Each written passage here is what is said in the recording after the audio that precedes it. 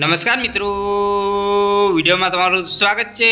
રાહુલ ગાંધીના વિવાદી નિવેદન બાદ રોષ ફેલાયો છે, જેમાં અમદાવાદ કોંગ્રેસ કાર્યાલયમાં બજરંગ દળનો વિરોધ શરૂ થયો છે। રાહુલ ગાંધીએ હિન્દુઓને હિંસક કહેતા વિરોધ નોંધાવ્યો છે। તેમાં રાહુલ ગાંધીના પોસ્ટરો ઉપર કાળી શાહી લગાવી વિરોધ કર્યો છે।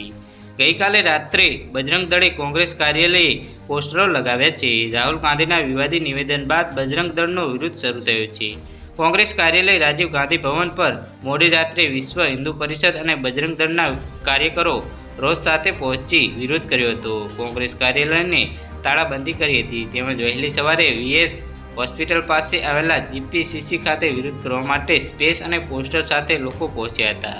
કોંગ્રેસ સાંસદ રાહુલ ગાંધીએ સોમવારે 1 જુલાઈના રોજ લોકસભામાં વિપક્ષના નેતા તરીકે તેમનું પ્રથમ ભાષણ આપ્યું હતું। તેમણે ભગવાન શિવનો ફોટો બતાવીને ભાષણની શરૂઆત કરી હતી। 90 મિનિટના ભાષણમાં રાહુલે હિન્દુત્વ, અગ્નિવીર, ખેડૂતો, મણિપુર, નેટ, અયોધ્યા અને મોદીનો ડર જેવા મુદ્દાઓ પર વાત કરી હતી। તેમાં ડરો મત અને ડરાવો મતની વાત કરીને રાહુલ ગાંધીએ પોતાના વક્તવ્યમાં હિન્દુ ધર્મને લઈ પણ કેટલીક વાતો કરી હતી। તો હાલ માટે આટલું જ, મળીશું નવી અપડેટ સાથે। જો તમને અમારા વિડીયો પસંદ આવતા હોય તો વિડીયોને લાઇક કરી, ચેનલને સબસ્ક્રાઈબ કરી, બાજુમાં આવેલા બેલ આઇકનને દબાવી દેજો, જેથી તમને નવા સમાચારની અપડેટ મળતી રહે।